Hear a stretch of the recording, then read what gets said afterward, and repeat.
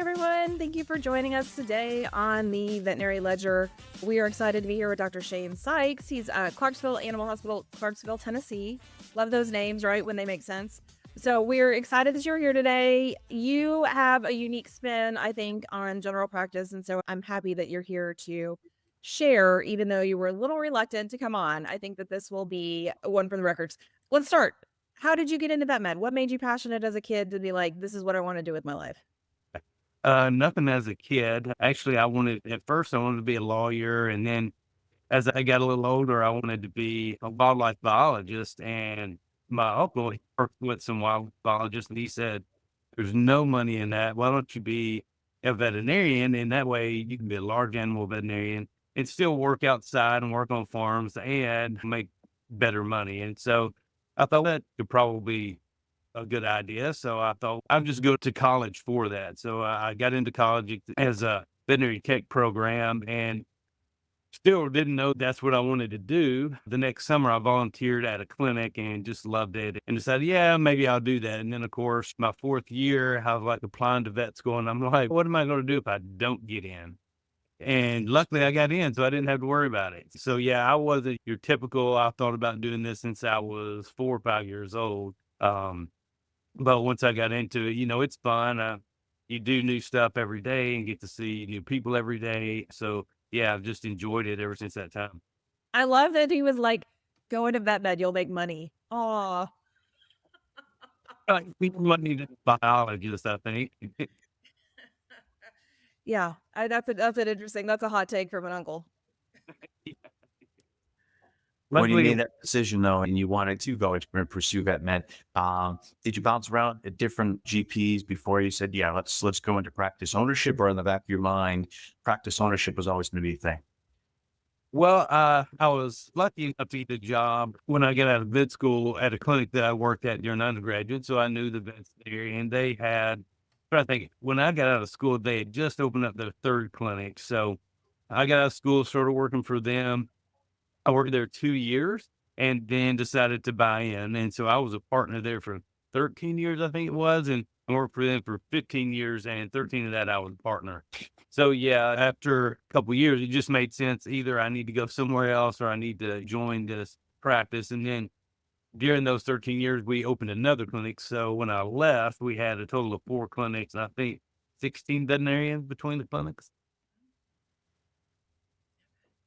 So what made the leap for owning? But like when I first bought in, No. What made you say like, okay, now I want one of my own? we had 5 partners when I left, and things were just getting, when you've got that many people, it just doesn't work out. Everybody owned the same amount, and people just, I don't know, they started getting greedy, and I didn't agree with some of the things. We just butted heads a lot, I'll say. And so then I left there. I did some relief work for a few months. Then I became an associate at another practice here in town for about a year. And I thought, well, I could do what they're doing and make my own money and be my own boss. Of course, that was just after COVID. And so as I started building, that was when like building prices went out the roof. So I hit everything at like the exact wrong time. Still got you here today. When that gap year where you left the partnership and went back to being an associate, I would think that had to be a little different for you, right? You go from knowing the books and calling some shots to just working, just being there and helping support someone else's business. Was that a challenging year for you, or was it like more of a growth year where you say, okay, I'm going to reset, recalibrate, and then launch my own? It was, I tried to, because it's another prominent clinic here in town, and actually they have 2 practices, 2 clinics. And I thought I can help, from my experience, I can help do some things better because they did a lot of things great, but there were some things they didn't do well at all. And I was like, I can help you be a lot more efficient. They just didn't have any interest in it. They were just like, this is the way we do it. And okay. And so I thought I can do this a lot better. Doing this a lot better. Give me one or two things that you said, hey, when this is mine again, when it's fully my practice, sole owner, I don't have 4 other voices. What was a core value or something so critical to you that, everyone that joined you as employees had to adopt from day one? One thing that they did that just took so much time was if there was a surgery or something, somebody needed an estimate. The office manager was like one of maybe one or two people that could do that. So you had to go to her. Of course, she's office manager. She's got other stuff and you've got clients waiting. And I thought, if we just had these packages put in the computer, you could click a button and we could have it, but they wouldn't accept that. And so another thing that I did, like you have people call back to refill prescriptions. And every time the receptionist or whoever's coming to me and I'm, well, we need to look at this. Have they had blood work? Have they had an exam? And so I made a chart of probably the most 100 chronic medication and put it up front. And it's like, how often do they need blood work? How often do they need an exam? All this stuff. What does this medication cause? This sort of side effects, things like that. And, I gave it to them and they're like, where did you get this? And I'm like, I made it. And they're like, no, you got this offline. And I'm like, no, I didn't. I'm like, yeah, it probably is online somewhere, but I don't know how to get it. So I just made it. But then like they didn't really use it. It's like, it could save so much time. So we actually use that pretty much the same chart in my price. I love that. Everyone's gonna want a copy of that, by the way. You're gonna be famous now for your drug chart. I don't know. I just went through Plums and I see these are the most common medication. Whatever Plum recommended, I just typed it in an Excel sheet. So smart, so smart. So I love, so you often, we've had many conversations and you often say that you're a dinosaur and things like that, self-proclaimed, but you're into all of these neat things, right? You're into endoscope, yeah, and You- laparotomy, repro, you're doing all of these things. How did you what's bridging the gap between not knowing how to find something online and doing all these like high-tech med things? I guess I don't really see the side take. When I was at the previous practice, we, that we needed to spend money at the end of the year, and we need an endoscope. That's like the one thing we don't have. And then they were like, we need somebody to run the endoscope. And so I'm like, wow, sounds fun. Oh. So we bought go and I got trained and it's just fun. And that's really how I got into the reframe is I had a veterinarian in town call me. He said, hey, I've got this bulldog breeder and she wants me to do surgical AIs. And can you do it laparoscopically? Well, at the time, I wasn't trained in laparoscopic techniques, whatever. So I was like, no, but I'm like, I've got an endoscope that we can go vaginally and do it that way. And so I started reading for that breeder and it just blew up because I was really the only one in town doing it. And we had some pretty good success. So from there, I did then go get trained to do laparoscopic surgery, things like that. So I don't have that here in my practice, laparoscope, but I still do the AI endoscopic stuff. I mean, it's fun. You can go in and get a foreign body, no telling how many foreign bodies you go in, you get in the stomach in like 5-10 minutes versus an exploratory going in and doing the gastrotomy, that type of thing. It's just so much better on the pet. It's so much more fun to me. You go in there and you just grab it and I enjoy it so much. I love that. What's the best thing you've ever pulled out of a stomach? Oh, I don't know. There's so many things. I tell you the worst thing that I won't even try anymore, tampons. I can't tell you, I've tried to go in and and they just, you grab them, no matter what you use, they just tear and tear. And it's so frustrating because you get these little bitty pieces. You go in and get it. I'm like, no, just go get it. It's through gastrotomy, just get it out of there. Because no matter what I've tried, I have not been able to get one out whole. Oh, keep trying though. Jared, are you learning so much in this conversation? I love it. I love it. I love it. I would have to think it'd be, I mean, so challenging to stay up in with all the advances in technology, also managing, leading the practice, building the practice. How are you allocating all those time during the day to make sure you're hitting every bucket? I'm not sure I am. Because I mean, of course I stay, there's a lot of days I'll stay late doing things like yesterday. I stayed in the spring roundup in the flower beds. There's a lot of times you have to do things like that, but there's also days at 5:30, I'm like, guys, I'm out. Y'all close up. I don't know why, but because I thought maybe I had way too much time on my hands, I just started up with a few other guys baseball team for my son. So yeah, I don't know, but I like to stay busy. But then when I'm resting or whenever I crash hard. So, that I handle it, I guess.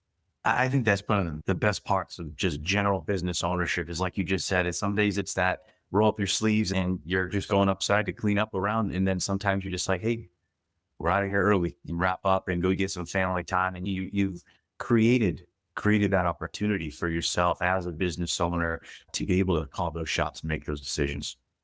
Yeah, and I think as a business owner, especially like the sole business owner starting up, that's one of those things you have to realize. That's what I've got to do. There's going to be things that I'm going to have to fix. This like last Friday, we've had this leak in the kennel and we couldn't find it anywhere. And I thought I found it. I thought it was this refrigerator in the next room. And then we unplugged the refrigerator, we set it to the side, and the leak's still there. I had to go find the leak, and I called a plumber friend of mine. It's got to be in the AC.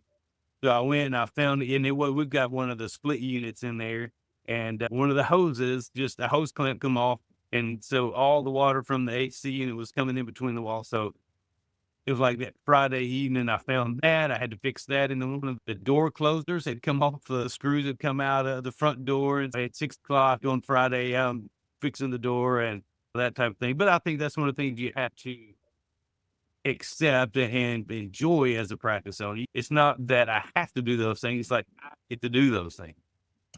Very Well, true. and it's your door, right? People laugh at me because I say as a practice manager, I fixed a lot of toilets. So like, right, that was not something that I thought would be in my job description, but it's just one of those things like you got to get it done.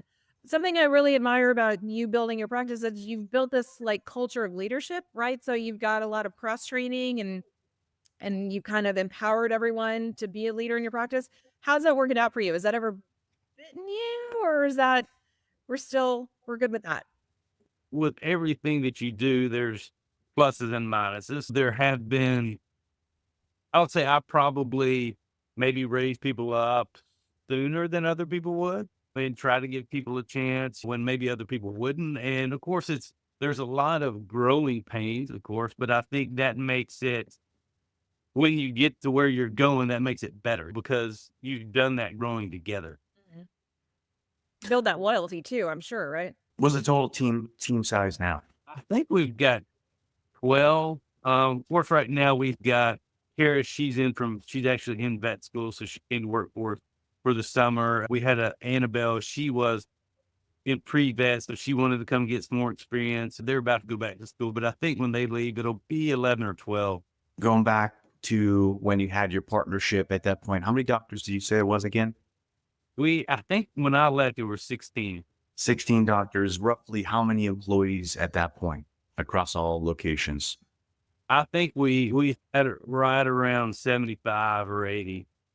So you go from say 75, 80. Now we're at a really solid nucleus of 12. Culture, team building. How was the dynamics there at 75, 80?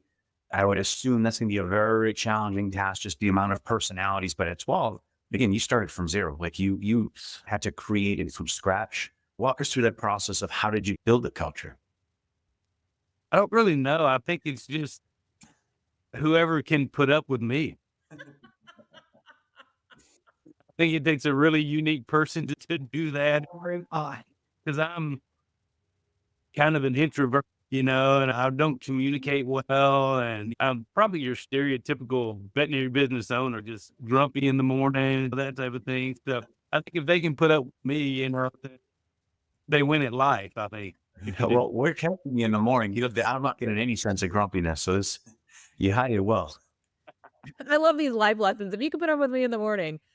You're doing this, right? You're building up your team, you're growing them, but you're also doing so much for the community. So every month you pick a new community partner and donate to them. How did that get started?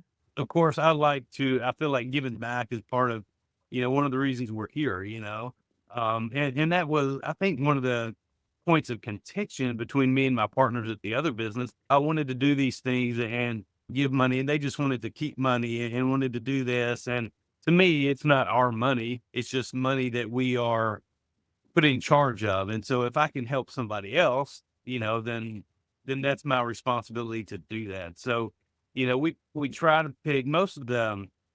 things we've done are veterinary related, but not all of them. There's one who they build houses for women who have going through a tough time or maybe have been incarcerated, things like that. And it's kind of a house, a safe place to have, as they're getting in and working through that. I think no, 2 months ago, we donated 6 first aid kits to the sheriff's department here in town. And it's crazy that they don't have, they've got people first aid kits, but they don't have canine first aid kits, in all the units. So we gave that one for every dog that the county has. So, we just try to do something like that. And it's not much, but it's just a little bit to give back because I've been blessed so much in my life that I feel like I have to give a little bit of that back.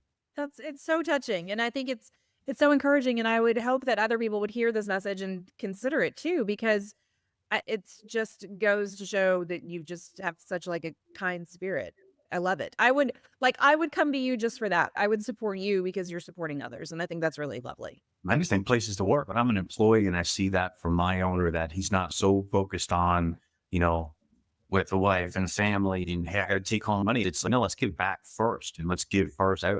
It would light me up and make me want to do more with you and for you and build practice.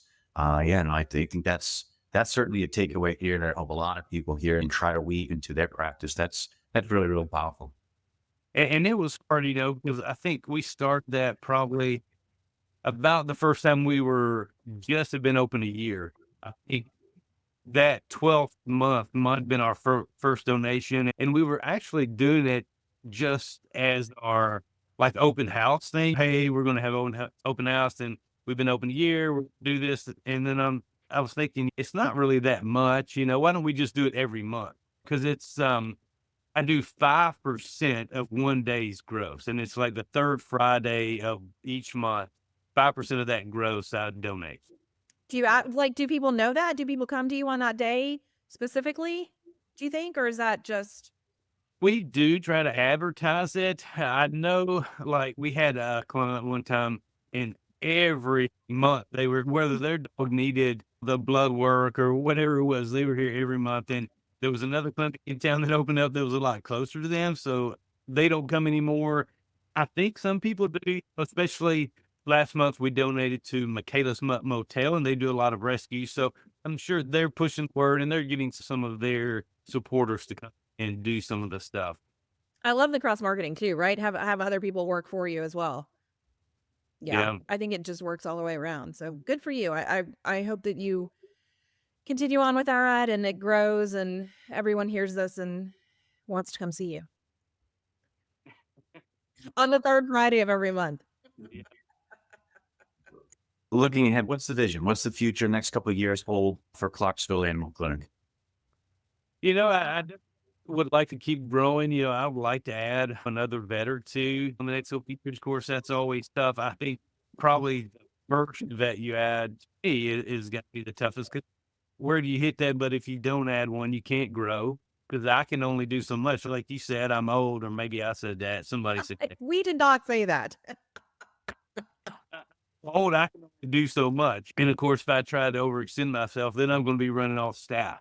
But so you can't grow without one, but it's like, where's that point? And I think that's what I'm trying to figure out. And I think I'm there, but of course, as I started trying that, the market's slowing down a little bit, but I think it's going to pick up. And I think probably next year, I think we could easily add one. And I think that's where I'd like to be. But then, of course, you do that, then you had to add more staff.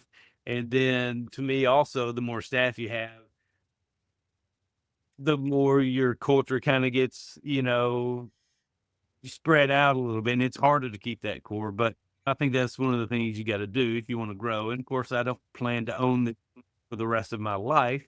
So at some point, there's got to be somebody to buy it or whatever. And of course, I've worked for corporate practices, and I would rather sell it to another private veterinarian than I would a corporation, just because I don't really like corporations. Absolutely. I Absolutely. love that. I hope somebody hears this and wants to join. Real quick before we end, can we just talk about your dogs and their names? How did your dog, tell us about your dogs. Tell us how I, they got their titles. I've got a feeling you're not asking about my dogs because well, maybe you are. I do have a dog named Hazel Irene. Um, okay, I've also got a dog named Cy, Okay. but the reason Hazel Irene is because I was looking at a dog. I duck hunt and I was looking at a new dog, and I was talking to my wife about it. And she said, "You can only get one if I can name it." And so I'm like, "Okay, well that's fine with me. I don't care what her name is."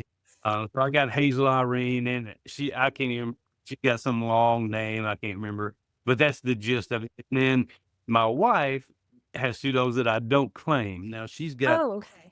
yeah, she's got Opal Bernice and Elsie Jane. Do they all have to have double names for some reason? People names, I don't know, like old witch names, it sounds like to me, but I don't know why she's like that. But I do have Brittany named Cy as well, and he was named when I got him. My dogs are pretty uninteresting compared to hers. I mean, she's got, let's see, Opal is a Labradoodle and Elsie is a Golden Doodle. So you can imagine, yeah, the house. It's It sounds like a house divided. These are mine, those are yours. Those are so funny when the husband comes in to me like, "Oh, these are my wife's cats." Like, well, live together, so. I don't claim her dog. She got the flu dogs, and I did before I bought her a dachshund named Ellie, and so I did kind of claim Ellie towards the end. She always wanted to sleep with me. I still don't tell her that I claim Ellie, but I did for a while. I love that. I feel like that's very typical of many households. Yeah, it was funny when I grew up. I liked labs and German Shepherd, whatever, and I thought nobody would ever have a dog. Who wants a dachshund? A woman's dog, no man wants a dachshund. But yeah, every night Ellie would just kind of, she wanted to be right by me, and then it was. I think I would get another dachshund now. Yeah, I'm glad we saved ourselves from this hot take of dachshunds being women dog. I didn't want to want like angry male coming and say once again, I grew up in a different age where you had to be a manly man, that type of thing, with a and German Shepherd. you never wanted to be the man carrying a little dachshund. But then that's probably the way I'm gonna get. I'm 80. Surrounded by doodles and dachshunds.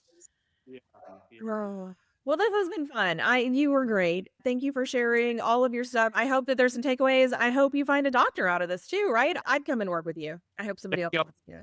for all of your help. You're always there. Whenever I need anything, y'all probably get tired of saying, "What does he need now?" No. Y'all are so helpful with everything for sure. Well, I thank appreciate you. that. Appreciate Enjoy. appreciate that. Appreciate you, Shane. Thank you, and enjoy the rest of the day. Great to have you on here. All right. Thank you all. Thank you. Bye.